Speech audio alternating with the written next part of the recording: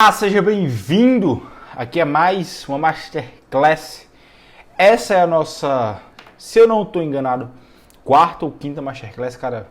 Já gravei tantas que esqueci, mas eu sei que hoje a gente vai falar simplesmente sobre investimento no exterior. Estou aqui com minha colinha aqui, vou deixar ela aqui. A gente vai falar sobre como você iniciar a investir no exterior, como você, enfim, dar os primeiros passos lá, o porquê é importante investir no exterior, quando é o melhor momento, como investir no exterior, não é? Como fazer isso e onde investir. Esses são os 4 tópicos da nossa aula de hoje. Eu estou gritando sim.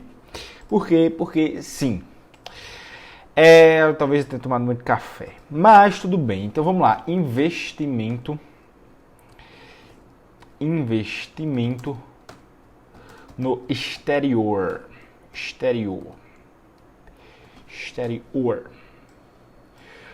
Vamos colocar isso aqui para o centro e vamos colocar assim. E aqui ainda está errado. Investimento, né? Investimento no exterior. Eu errei aqui também. Vamos lá, exterior. Acho que agora foi. Qual o primeiro passo, não é assim? Cara, por que é importante investir no exterior? Deixa eu ver se está tudo certo aqui. Eu só fiquei na frente, a gente vai colocar isso aqui um pouco mais para cá, dessa forma. E eu vou me colocar um pouco mais abaixo aqui. E é isso. Diminuir também. Por que, cara? Por que investir no exterior? Esse é o primeiro ponto, né? Esse é o primeiro ponto. Eu já vou beber uma aguinha aqui. O primeiro ponto de investir no exterior vamos lá. Por que investir fora do Brasil? E quando eu digo fora do Brasil, leia-se Estados Unidos, né? Cara, por que não Europa? Por que não, sei lá, por que não Ásia? A China tá crescendo tanto aí. Por que não China? Por que não... Cara, porque simplesmente... Vamos começar com o seguinte ponto aqui.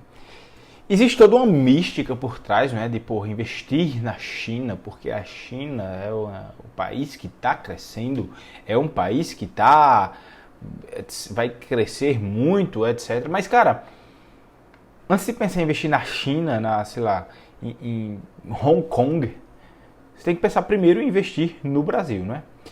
Se você já investe no Brasil, bom, um segundo passo seria os Estados Unidos. E por que eu falo só dos Estados Unidos? Porque os Estados Unidos representam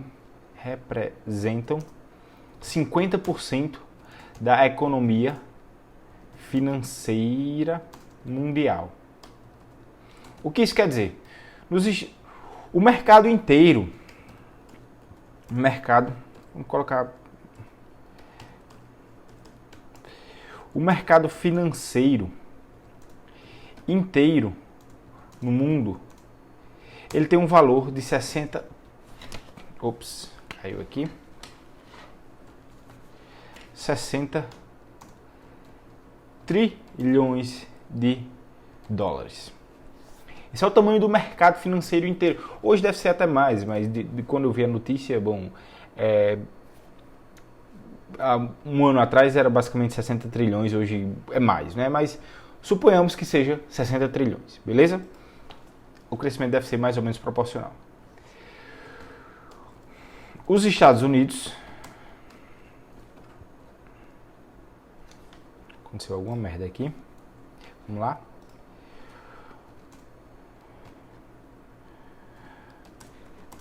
Os Estados Unidos, não é isso que eu queria, representam mais ou menos 30 trilhões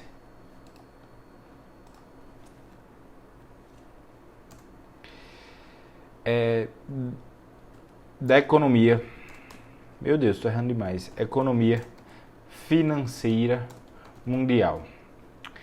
E o Brasil, no Brasil, a gente tem aproximadamente 1 trilhão. Beleza? Mais ou menos isso. Desde quando eu vi esses dados podem mudar, enfim, à medida que o tempo passa, a economia vai tender a crescer, esses dados vão tender a mudar. Desde quando eu vi a última vez, era basicamente essa configuração. Então, se você está se expondo somente no Brasil, você está se expondo aqui a 1 trilhão de dólares. Então, assim, você pode pensar, porra, 1 trilhão de dólares é dinheiro pra cacete, né? Isso aqui são dólares. Mas se você pensar no mercado global, mercado mundial, 1 trilhão de dólares é simplesmente uma faísca, não é? Não é a fogueira inteira. Então, se você só se expõe ao Brasil, você está correndo um risco geográfico, um risco político único, e a gente vai discorrer um pouco mais sobre isso, basicamente, agora. Então, o primeiro ponto aqui é a estabilidade monetária, né? Estabilidade monetária, esse é o primeiro ponto. Como assim? O real ele existe há basicamente 27 anos, né? Desde 94. E a gente já passou aí por, enfim, várias crises políticas, impeachment, tudo isso vai repercutindo na moeda, no risco país, no risco percebido por investidores. E se você se expõe somente ao Brasil, não é? Se você se expõe somente ao Brasil, você fica refém de tudo isso, né? Você fica refém de tudo isso. Então, pronto, agora sim. Então, se você se expõe aos Estados Unidos também, e, consequentemente, você tendo exposição aos Estados Unidos, você pode ter exposição à China, se você quiser. Bem como aqui no Brasil, existem ETFs que você pode comprar China daqui, né? Você não precisa investir na China para, de fato, tá exposto à economia chinesa. Tudo bem? Deu um errozinho aqui, eu acho, mas tá tudo ok. Então, esse é o primeiro ponto. Estabilidade monetária. Os Estados Unidos têm o dólar desde basicamente 200 anos, mais do que isso, na verdade. Os Estados Unidos têm o dólar como moeda há mais de 200 anos. Então, existe uma previsibilidade que os Estados Unidos não necessariamente ele vai, digamos, ele é mais estável, né? Não existe tanta preocupação, tanta variação, porque o Brasil já teve impeachment, já teve hiperinflação, por mais que os Estados Unidos também já houve hiperinflação, mas eles têm um traquejo melhor, não é? Para lidar com esses tipos de problemas econômicos, eles têm uma mentalidade mais aberta aos negócios, de modo que a moeda deles é a moeda que tem demanda mundial. Então o real não tem demanda mundial. Se você for, sei lá, para a Suíça e quiser trocar real lá por franco suíço, você tem que fazer isso aqui, porque lá na Suíça o real ele é basicamente uma moeda que só é demandada no Brasil, entende? Então você não consegue sacar lá na Suíça, por exemplo, fazer o câmbio, né? Então, estabilidade monetária, esse é o primeiro ponto. O segundo ponto que a gente tem, né? O segundo ponto é a economia mais estável do mundo. Economia mais estável do mundo. Isso aqui tem a ver, claro, com o que a gente está falando até agora. Os Estados Unidos é a economia mais estável do mundo. Ah, mas tem a China que está crescendo, mas tem a Hong Kong, mas tem a Coreia do Sul, etc. Cara, assim, eu fico indignado quando o cara quer fazer investimentos alternativos sem o cara simplesmente investir no Brasil, entende? O cara não investir no país dele, mas quer investir no ETF de maconha, porra. Então, entenda o seu asset allocation, não é? Entenda onde você pode ter mais, menos dinheiro. Não que você pode, mas adeque isso a seu perfil de risco, né? Então, os Estados Unidos é a economia mais estável do mundo, mas a Coreia também é uma economia estável. Sei lá, a Alemanha, de certa forma, é estável. Mas enfim, cara, os Estados Unidos é o país que está mais aberto aos negócios do mundo, é onde as maiores empresas do mundo estão, Amazon, Apple, Facebook, Google, todas têm sede lá, todas surgiram lá, então é o berço da economia mundial, então não tem por que inventar tanto mistério. Claro que se você tem, sei lá, 500 bilhões sobre gestão, você vai estar, digamos, vai ter mais dinheiro sobrando para você realmente alocar, digamos, alocar mundialmente esse dinheiro. Mas eu não acho que seja o seu caso, se você está assistindo aqui essa Masterclass, né? Terceiro ponto, a gente tem a diferenciação de empresas de risco e empresas mais conservadoras, vamos colocar assim. Então existe uma diferenciação, vamos colocar uma diferenciação mais clara de empresas de risco e empresas mais conservadoras. Sim. Por que eu falo isso? Vamos lá. Nos Estados Unidos, você sabe muito bem as empresas que estão correndo risco de fato, as empresas que são mais conservadoras e assim por diante. Aqui no Brasil é sabido de certa forma também, mas de vez em quando tem algumas pegadinhas aqui, que nos Estados Unidos obviamente acontece, mas lá é sempre mais difícil, a economia mais estável, o mercado mais líquido, consequentemente um mercado mais eficiente. E então, se você tem essa diferenciação mais clara, por exemplo, lá todo mundo sabe que a Uber é uma empresa arriscadíssima, não é? É uma empresa aí que, por mais que tenha um valor de mercado alto, é uma empresa que atinja vários países, é uma empresa, digamos, a renda dela vem renda dela do Brasil, existe Uber, sei lá, na Europa, existe Uber em vários países, né? Mas é uma empresa que ela não é uma empresa redonda, não é uma empresa ali super segura de se investir, é uma empresa que ainda não achou um modelo de negócio sustentável, né? Então a Uber ainda continua, por exemplo, queimando caixa, por exemplo, por mais que seja uma empresa global, que tenha milhões de usuários, etc, etc, etc. Então, é sabido, por exemplo, que existe um grande risco em cima da Uber. Da mesma forma, também é sabido, por exemplo, que JP Morgan é uma empresa que é possível que ela dure, ela vai existir aí pelos próximos 100, 200 anos, né? O banco mais tradicional do mundo. Então existe essa diferenciação. E aqui no Brasil a gente sabe que o Itaú é um banco também um dos mais conservadores e etc. E a gente sabe que tem Banco Inter, que é um pouco mais volátil. Sim, sabe. Mas aqui no Brasil a gente tem algumas pegadinhas. Por exemplo, de vez em quando surge um OGX, empresas que todo mundo acha que são empresas ali que, são empresas boas, etc. Mas quando vem ela dá ela é muito mais sujeita, digamos assim, a maquiagens e esse tipo de coisa, por mais que, né, a contabilidade hoje em dia ela vem se padronizando mundialmente, mas aqui no Brasil é um ambiente mais suscetível a surgir empresas tipo essa. Não estou dizendo que...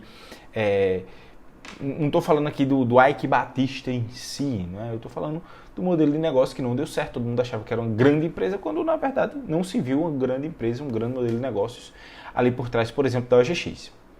Beleza?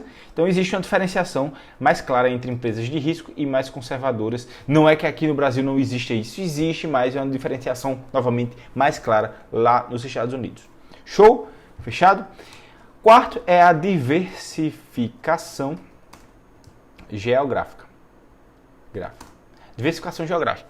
Então você se expõe, né, a um mercado diferente, a, digamos, leis diferentes, né?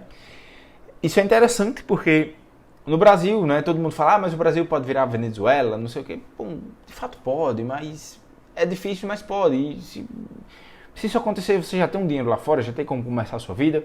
Então existe uma diversificação geográfica, não é? Você está, digamos, sujeito a leis diferentes. E isso não é ruim, porque as leis que você está sujeito lá nos Estados Unidos, algumas delas são diferentes das leis que você está sujeito aqui no Brasil. E, enfim, existe essa diversificação. Beleza? Esse é o quarto ponto. Então, como eu já falei aqui, o mercado, além de tudo, né, o mercado financeiro norte-americano ele é o maior do mundo. Não é? Isso é digamos, um grande ponto a favor. Fechado? Show? É isso. Vou tomar uma aguinha aqui.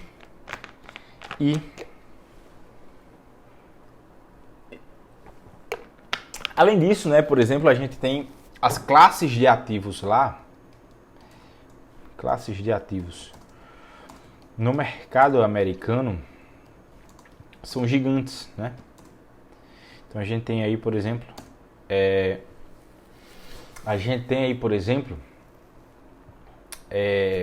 os REITs lá, não é?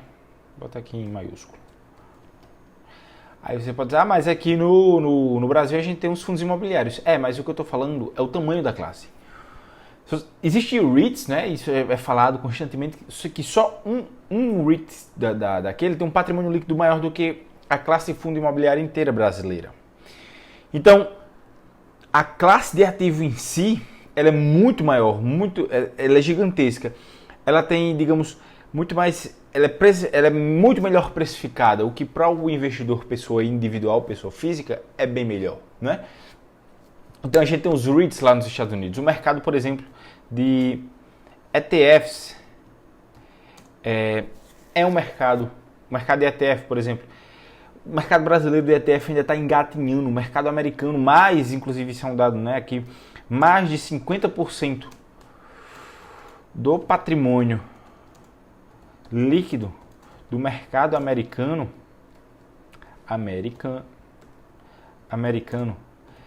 é de gestão passiva, né? Fica esse dado aí para você. Então o mercado é tão líquido, tão bem precificado, preste atenção, todo mercado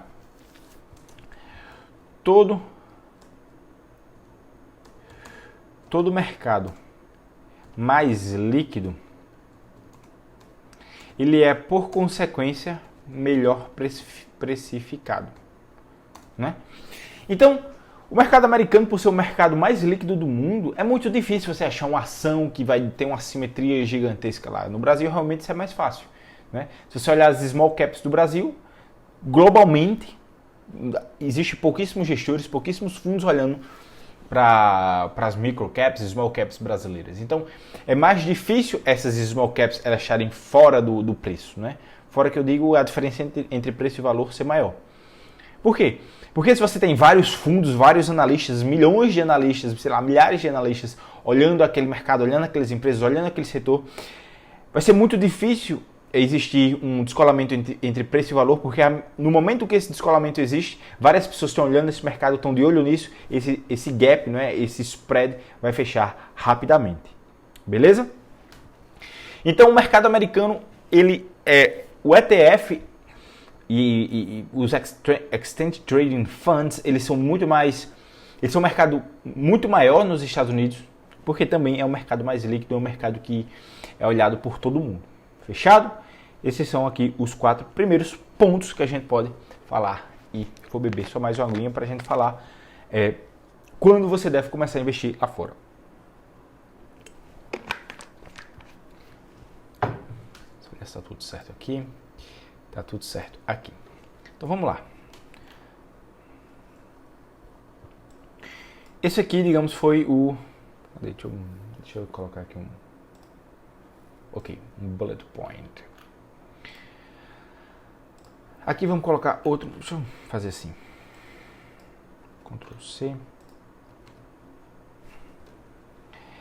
Aqui é quando começar a investir lá fora. Quando começar a investir lá fora? Eu poderia dizer que, o mais rápido possível, né? O mais rápido possível. Mas, se você já investe no Brasil, investe o mais rápido possível lá fora. Coloca uma graninha lá fora. Hoje tem corretora que tu pode botar, sei lá, você pode botar R$200 lá fora, não é? Isso, venhamos, para quem investe, R$200 não é um dinheiro que não faz a mínima diferença, né? Então, só para você ver como é, né? Existe uma barreira muito grande, eu acho, ainda com relação ao investimento lá fora, porque parece que é uma coisa de outro mundo, né? Antigamente, realmente, sei lá, 5 anos atrás, a configuração para investir lá fora era mais difícil, né? Enviar, os aplicativos para enviar lá para fora eram mais precários. Os próprios bancos, o Itaú, o Bradesco, etc., eles não sabiam bem como fazer isso, né? Eu não vivi essa época, isso é simplesmente o que eu escuto falar. Quando eu fui enviar dinheiro lá para fora, não é a primeira vez, já existia a Avenue, por exemplo, que é a corretora brasileira, a única, se eu não me engano, corretora brasileira que atende pessoas que querem investir lá fora, né? Ponto para eles aí. Então, a Avenue tornou esse processo muito fácil, né? Eu fiz conta na Avenue, se eu não me engano, Era 2018, eu fiz a conta na Avenue, deixei ela parada por um tempo, só fui colocar dinheiro nela. Eu não me lembro se é final de 2019 ou início de 2020, não me lembro bem agora, mas enfim. Foi nesse intervalo aí, final de 19, início de 20, beleza? Então vamos lá. Eu poderia dizer que o mais rápido possível, mas eu tenho que saber se você já investe, né? Se você não investe, cara, faz uma conta numa corretora aqui, começa aqui, tem seus primeiros 15, 20 mil reais investido aqui, entenda como funciona, entenda como se compra uma ação no home broker, parece uma besteira. Ah, se você já investe há algum tempo, você está falando, pô, eu sei como comprar uma ação no home broker. Mas tem gente que não sabe. Veja como funciona o home broker, compre, não é, faça 10 aportes durante 10 meses, ou 15 aportes durante 15 meses, coloque aí R$2.500, veja como é, veja seu patrimônio crescendo, e em seguida você migra, não é? Em seguida você migra lá para fora. Fazer uma conta na Avenue, por exemplo, é tão fácil quanto fazer uma conta em qualquer outra corretora brasileira, né? Eles vão pedir ali alguns dados seus, CPF, RG, etc. Esses documentos, e você simplesmente abre uma conta, é muito fácil, e a transferência funciona basicamente da mesma forma, não é? Você, quando vai investir na Avenue, eles têm um banco aqui no Brasil, você transfere dinheiro do seu banco, pode ser Banco do Brasil, Caixa Econômica, Bradesco, Itaú, sei lá o que quer que seja, você transfere, faz um TED do seu banco para o banco da Avenue, eles já jogam imediatamente o dinheiro lá para fora, em menos de 5 minutos, não dura 5 minutos, mas em menos de 5 minutos, normalmente o seu dinheiro já vai estar lá fora e você já vai poder investir. Se você quiser, você faz a conversão do câmbio no mesmo dia ou deixa para o dia seguinte, né? E aí, na maioria das vezes, ou pelo menos as vezes que eu fui investir, sempre foi assim, no dia seguinte o câmbio sempre existia um preço mais barato, né? Existia um deságio aí na taxa de câmbio, pequenininho, né? A diferença é bem pouca, mas existe. Então, se você quiser deixar para investir no outro dia, normalmente o câmbio é mais barato do que o dia de hoje, beleza? Eu falo normalmente, mas eu nunca vi o câmbio do dia seguinte, desde que eu fui investir na Avenue, mais caro. Mas não sei se pode acontecer de fato. Fechado? Então, se você já investe aqui, já tem, sei lá, talvez 15, 20 mil reais aí aportados de patrimônio na bolsa, você já pode começar aí. Se você tem medo, né, sei lá, por algum motivo, porra, joga, sei lá, 200, 300 reais lá para fora e faz um investimento. Você pode, lá fora é diferente daqui, não é? Aqui, enquanto você tem que investir no fracionado, não é? Lá fora você pode comprar, por exemplo, 0,00001% de um ETF. Então, com bem pouco dinheiro você consegue comprar um ETF. Aqui no Brasil você tem que comprar o fracionado, né? Se você quiser comprar menos de 100 ações no Itaú, por exemplo, você tem que colocar lá YouTube 3F, né? O mercado fracionado.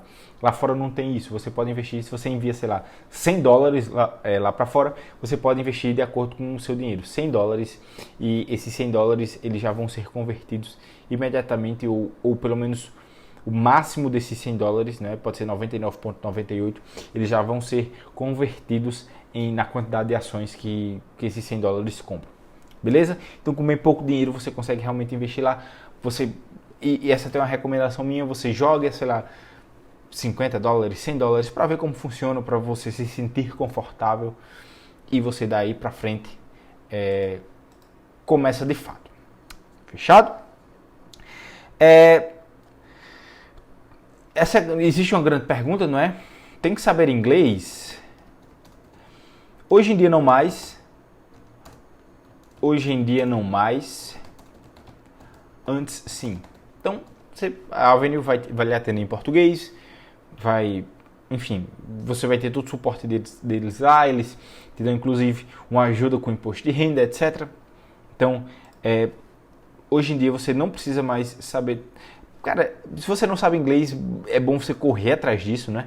Mas você não tem que saber inglês. Mas se você não sabe inglês, você me permite um conselho aqui: aprenda inglês, porque senão, porra, você vai estar muito atrás.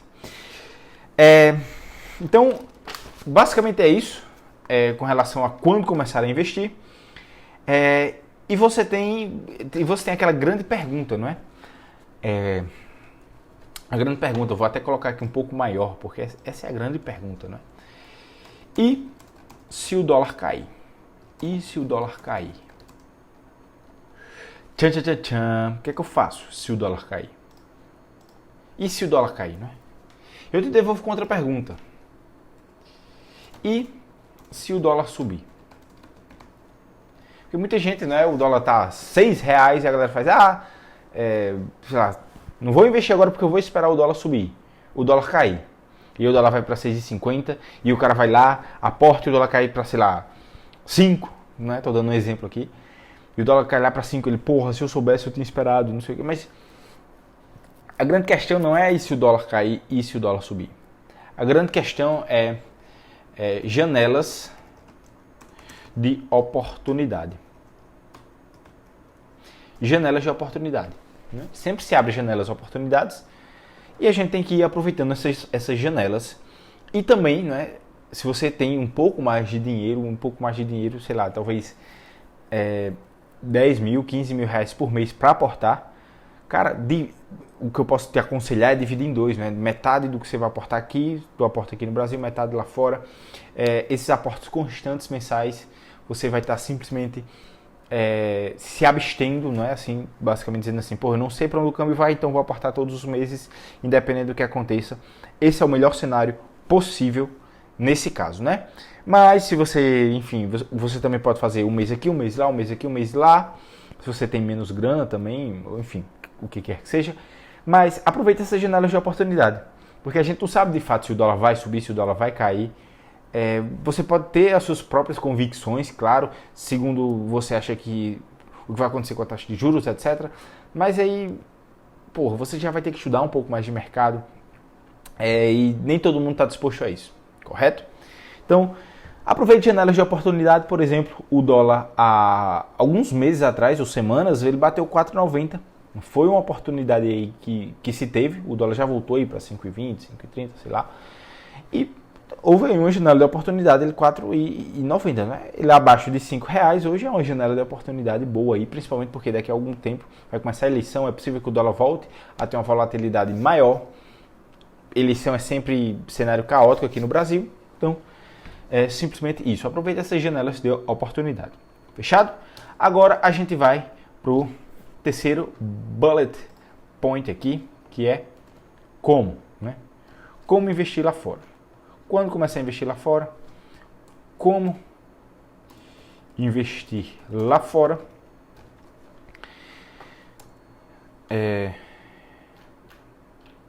Bom. E aqui a gente vamos, Vamos falar um pouco, não é, sobre, deixa eu beber um pouco da água, sobre corretoras lá fora e, enfim. A gente tem algumas corretoras internacionais e a gente tem a Avenue, né? A gente tem, por exemplo, a TD America, ou a TD Ameritrade, eu acho que é assim, TD Ameritrade. A gente tem essas são as mais conhecidas, existem outras, obviamente. A Charles Schwab, que é acho que é assim. Não, calma, errei. A Charles Schwab. E a gente tem a Interactive Brokers. Cada um com suas vantagens. Existem vantagens, existe desvantagens. E eu não invisto basicamente por elas. Eu não sei como é na TD America, mas eu tentei fazer uma conta na Charles Schwab e não existe esse S aqui também. Eu tentei fazer uma conta na Charles Schwab, eles exigem um mínimo de $25 mil. Infelizmente eu não tenho essa quantia logo de início para aplicar lá fora, né? A Interactive Brokers igualmente. E aí eu simplesmente desisti, não procurei ver como é na TD America, né? Então, basicamente é isso. Eles pedem esse mínimo, é requerido esse mínimo de você de $25 mil. E daí, eu lembrei que eu tenho a conta na Avenue, né? Novamente, corretora lá fora, corretora brasileira que atende brasileiros e você investe única e exclusivamente lá fora, né? Qual a grande desvantagem da Avenue? ela é a mais cara de todas, né? A Avenue, ela é a mais cara de todas. Mas assim, ela aceita não existe mínimo. Você pode enviar $5 e você pode ver como funciona com $5, literalmente. Então, ela tem taxas maiores, sim, existem taxas maiores. Normalmente, o spread do câmbio, né? O spread do câmbio, você vai pagar um pouco mais na Avenue. Também não é um absurdo a mais, nada disso, mas é o preço que se paga por você não ter dinheiro, né? Então, você está insatisfeito com isso e eu te garanto, cara, assim, a Avenue simplesmente, na minha opinião, ela nunca me deixou na mão. Todas as vezes que eu precisei, fui bem atendido, etc. O suporte deles foi sempre um bom suporte. Mas basicamente, dessas aí que eu propus, né, eu coloquei aqui pra gente falar, dessas aí, ela é a mais cara de todas e ponto final. Por quê? Porque essa aqui não tem taxas, né? As taxas dela, enfim, não tem taxas de corretagem, esse tipo de coisa. Nos Estados Unidos se ganha muito dinheiro porque você deixa dinheiro parado lá na corretora. Você abre lá, eu, por exemplo, tenho dinheiro parado sempre na corretora porque eu vou recebendo dividendos e às vezes quando eu vou fazer o aporte, sei lá, digamos R$3.000, às vezes a ação que eu estou comprando ali é R$28, eu compro 100 ações e fica R$200 lá na corretora e eu simplesmente esqueço esses R$200, fica para o próximo mês, por exemplo, e o dividendo vai entrando e às vezes eu vou esquecendo e quando eu vou fazer o aporte o dividendo entrou há 10 dias atrás, por exemplo, e ficou lá o dinheiro do dividendo na corretora e essa corretora ganha muito dinheiro porque ela pega esse seu dinheiro que está parado lá, o dinheiro do seu vizinho, o dinheiro do seu chefe que está parado lá na corretora e eles colocam em aplicações de digamos, um dia útil, né? E tá ali eles aplicam no CDI, etc. E eles ganham esse dinheirinho ali que na verdade não é dinheirinho, né? É dinheirão porque eles pegam 50 seu, 200 de outra pessoa, 10 mil de outra. Quando vê, isso é um montante gigantesco que está ali gerando dinheiro para a corretora. Beleza? No Brasil também acontece isso e isso é uma das principais fontes de renda das corretoras de valores, né?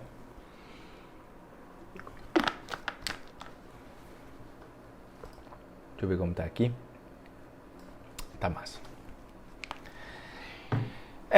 Então é basicamente isso, né? Nos Estados Unidos também a gente tem que fiquemos ligados com os impostos, né? Lá nos Estados Unidos, se você tem um pouco mais de grana, né? Existe se você tem mais... Existem dois tipos de conta, basicamente. Se você vai abrir uma conta numa corretora dessa, uma TD America, no Charles Schwab ou no Interactive Brokers, você pode... Existem as contas conjuntas, né? Que é a joint, alguma coisa. Não é o meu caso, não sou casado, não tenho mulher, não tenho nada disso. E existem as contas individuais, individual account, né? E você tem esses dois tipos, né? Individual account e você tem a joint, alguma coisa que eu infelizmente esqueci o nome também agora. Nem coloquei isso aqui, era para ter colocado. Mas é joint, acredito que seja joint account, alguma coisa assim. E aí, se você tem sua mulher, você pode ter uma conta conjunta com ela ou com seu filho, por exemplo. E aí, cada um pode representar, vamos colocar assim, cada um pode representar $60 mil,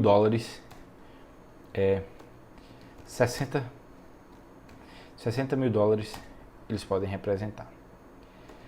Beleza? Então se você tem Então se você tem uma conta com sua mulher, vocês podem ter uma conta de, digamos, 60 mais 60, né? Que vai dar aí igual a $120 mil.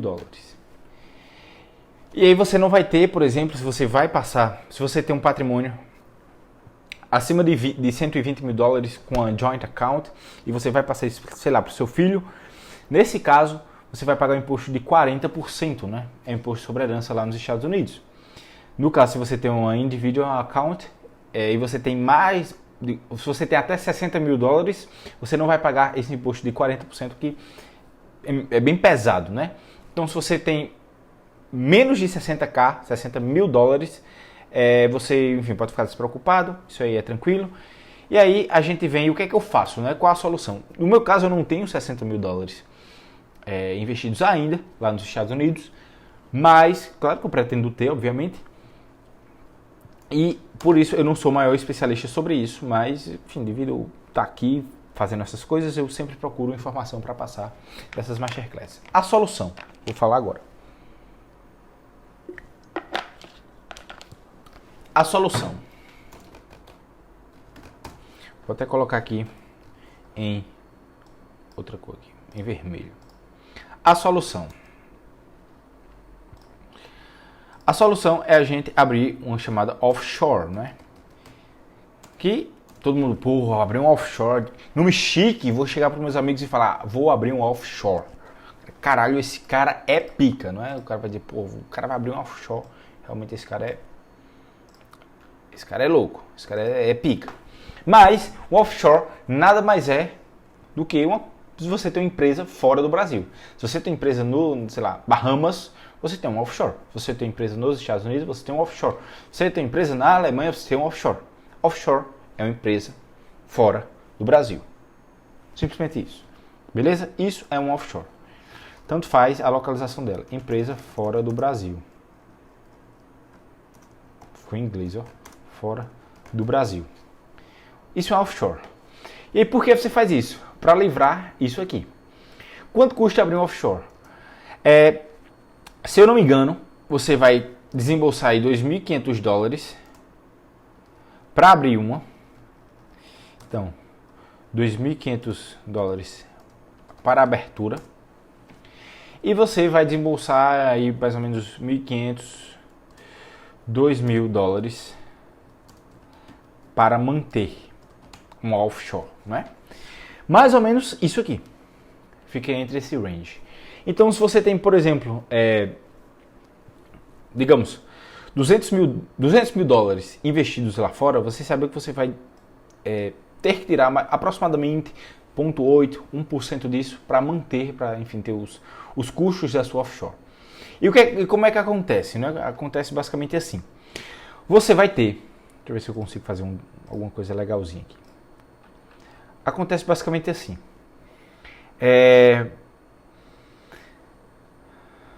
Bom, não. Você vai abrir um offshore. Claro que o ideal é que você tenha uma consultoria para fazer isso, né, com alguém lá de fora. Esse cara vai fazer essa abertura dessa conta. Essa offshore, ela vai ter, digamos, vai ser dona das suas cotas de investimentos nos Estados Unidos. Então essa offshore vai ser dona da Google, vai ser dona do Facebook, se você tem ações do Facebook ou da Google, e assim por diante, né? E assim por diante. E a partir disso, você vai pagar os impostos seguindo, né, essa empresa offshore. Beleza? E aí a gente já vai entrar numa parte mais técnica que nem eu sei tanto e justamente por isso eu não quero chegar aqui e falar alguma besteira. E aí você tem que saber que se você tem aproximadamente $200 mil de patrimônio, você vai ter que pagar, as taxas vão girar em torno ali de 0,8%, 1% disso. O que é uma taxa relativamente alta, né? 1% de 200 mil, e se a gente for olhar assim, todo ano você vai ter que, né, desembolsar isso, é uma grana. Então eu diria para você ficar ligado a partir de $500 mil, 500 mil, aqui já, não é? Você vê $2 mil em cima de $500 mil, já vai ser aí menos de 0,5%, né? Se eu não estou fazendo a conta errada. Bom, já vai ser aí menos de 0,5%. Isso aí já é uma boa taxa, então $500 na cotação de hoje, vamos colocar aí R$3 milhões. Então se você vai investir R$3 milhões fora do Brasil, um offshore, ela já é os custos dela já vão se cobrir, não é? Porque basicamente você tem 0,5%, digamos que você tenha um rendimento aí de 10% ao ano, né? Você vai tirar 0,5% disso para fazer os pagamentos dos impostos, de manter, etc. Fora também os 2.500 que você vai pagar. Beleza? Mas de modo geral, é isso aqui que eu diria. E claro que se você tem $400 mil mais, você sabe que, né, vai entrar algum dinheiro e esse dinheiro vai fazer com que você atinja esses $500 mil, também vale a pena você já ir, digamos, dando início ao trâmite burocrático que É algo que me parece, pelo que eu vi, não é tão difícil, beleza? Mas também não se faz sem a ajuda de ninguém, não é sozinho. Fechado? Esse é o primeiro ponto, né? Esse é o primeiro ponto. Ou melhor, a gente encerrou aqui, estamos com 40 minutos de Masterclass. Esse é o ponto e a gente vai dar início aqui ao nosso último bullet, que é, vou colocar aqui Ctrl C, Ctrl V, nosso último bullet, que é onde investir lá fora. Onde investir lá fora, né? Vamos lá. Eu já falei sobre isso aqui, sobre Asset Allocation. Inclusive, existem umas masterclass sobre isso. Asset Allocation, etc. Elas estão lá dentro do guia definitivo, o meu curso sobre ações. Vai estar aqui na descrição o link para você comprar ele, porra. Em breve também, essas masterclass aqui, se você não as viu no YouTube, eu não sei onde você vai estar vendo essa masterclass, mas de fato, essa masterclass está sendo feita em 2021 e ela logo, ela vai passar lá para dentro do guia definitivo. E só quem comprou o guia definitivo vai ter direito, vai ter acesso a essa nossa querida masterclass aqui. Mas se você está vendo no YouTube, você já fica ligado também. Existem outras masterclasses lá dentro do guia definitivo, existe possivelmente também outras masterclasses aqui dentro do YouTube, que elas são meio que uma sequência aqui, não é, de 12 masterclasses, essa é a quarta ou a quinta, se eu não me engano. E saiba que logo elas vão migrar pro guia definitivo. Fechado? Era isso que eu queria falar. E eu falei isso justamente porque eu já fiz uma masterclass de Asset Allocation, não é quantos por cento investir lá fora, etc. Mas vou dar um apanhado geral para quem está assistindo aqui agora. Beleza? Então, você tem que definir primeiro, vamos lá, quantos por cento você quer ter lá fora. Quantos por cento você quer ter lá fora? Isso é importante você saber. Eu quero ter, sei lá,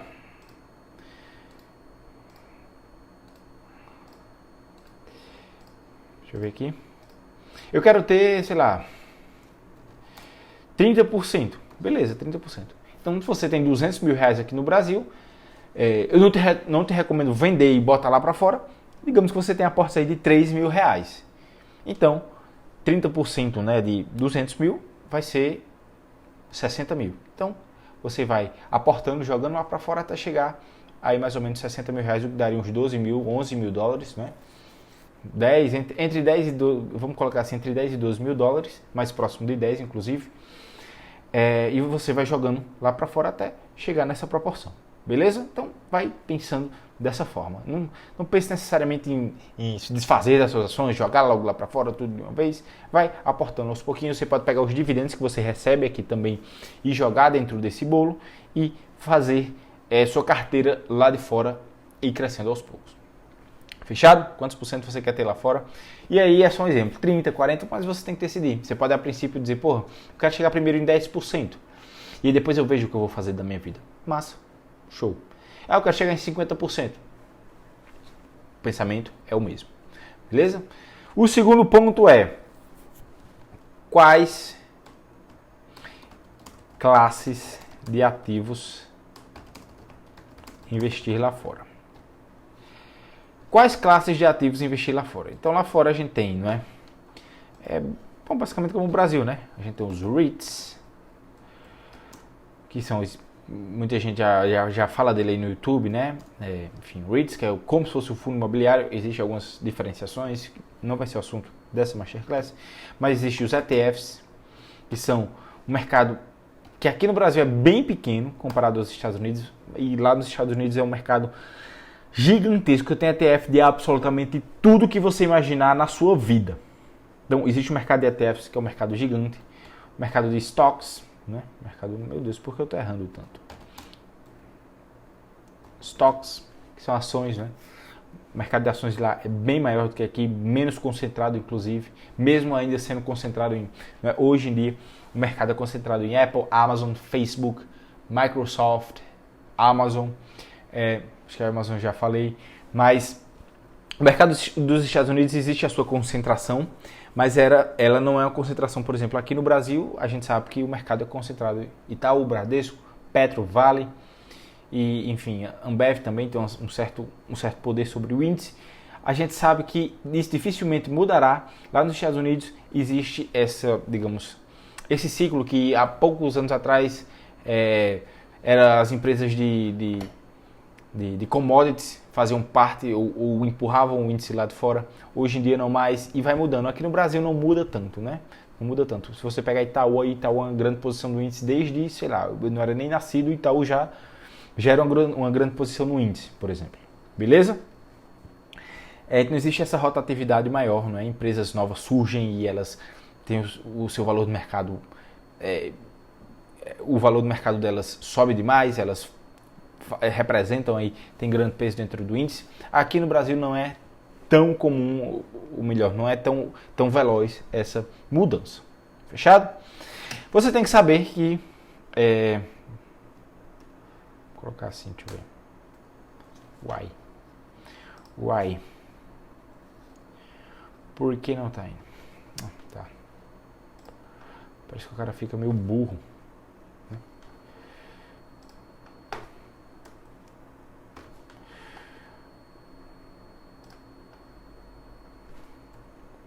Bom, saiba que esse é o bullet número 3. Pronto, agora sim. Aqui defina as alocações passivas e ativas. A gente vai falar mais sobre ela em algumas outras masterclasses, sobre isso aqui, mas basicamente defina as alocações passivas e ativas, né? A gente vai falar um pouco mais sobre isso em algumas outras masterclasses, por isso fique ligado aí, enfim, você vai ver mais sobre isso. Beleza? Alocação passiva, alocação ativa. A gente vai falar justamente sobre o mercado americano, porque o ETF brasileiro, às vezes, ele não é tão legal. Claro que o ETF em si é uma boa escolha, é uma boa proposta, mas às vezes ele não é a melhor opção. O ETF brasileiro, o americano é melhor. A gente vai ver aí que existem algumas vantagens tributárias no mercado americano. A gente vai ver isso em algumas outras masterclasses. Mas defina alocações passivas e ativas, ou seja, ETFs, né? E stocks. Então defina, né, porcentagens para fazer a alocação ativa e fazer a alocação passiva. Fechado? Por último aqui,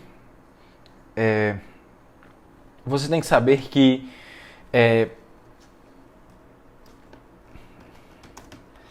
poucas ações do índice batem o próprio índice, né, no longo prazo. Então, ficar de fora pode ser prejudicial. Existe um estudo aí que diz que menos de 2% das ações do S&P 500, elas batem o S&P 500 no longo prazo, né? Mais de 10 anos. E esses 2%, existe esse estudo aí, eu esqueci, eu posso até trazer numa próxima Masterclass, que simplesmente esse estudo me veio à mente, mas eu não anotei ele aqui na nossa... Aqui. Mas você tem que saber que a porcentagem dessas ações é muito arriscado, de certa forma, você ter só essas ações, né? Ou fazer só alocação ativa, fazer stock picking, porque você pode estar incorrendo aqui em grande parte do seu patrimônio, tá nesses 98%, mas o que você pode fazer é ter boa parte do seu patrimônio em ETFs e você sabe que aquela parte ela vai seguir o índice, então na pior das hipóteses você vai seguir o benchmark daquele índice, né? Se você não sabe o que é ETF, cara, calma, assista as próximas Masterclasses e a gente vai discorrer um pouco mais sobre isso. E você tem que saber que o ideal é que você tenha, assim como no Brasil, nos Estados Unidos também, ETFs mais stock picking e tentar escolher com mais cuidado fazer esse stock picking, porque somente 2%, como eu falei, das ações, elas batem o índice no longo prazo. É por isso também que diversificar essas ações é legal. Fechado? Deixa eu só ver aqui se tem mais alguma coisa. Só anotando aqui uma anotação que eu fiz, né? Você pode usar a alocação ativa para adequar melhor a sua carteira ao seu perfil de risco. Você pode usar a alocação ativa justamente para enquadrar melhor. Por quê? Porque no ETF você não escolhe as ações que você vai investir. Você simplesmente diz assim, porra, eu sou leigo, eu sou burro e vou investir aqui vou investir no índice, né? E você pode adequar melhor isso, dando pesos mais específicos a determinadas ações que você acredita que gerem um alfa maior no longo prazo, que dão, né, trazendo para uma linguagem mais do povão, que vão ter um retorno maior no longo prazo. E aí você insere essas ações da sua carteira e você vai estar seguindo melhor o seu perfil de risco, né? O seu perfil de risco. Porque o grande X da questão, vou botar aqui o grande X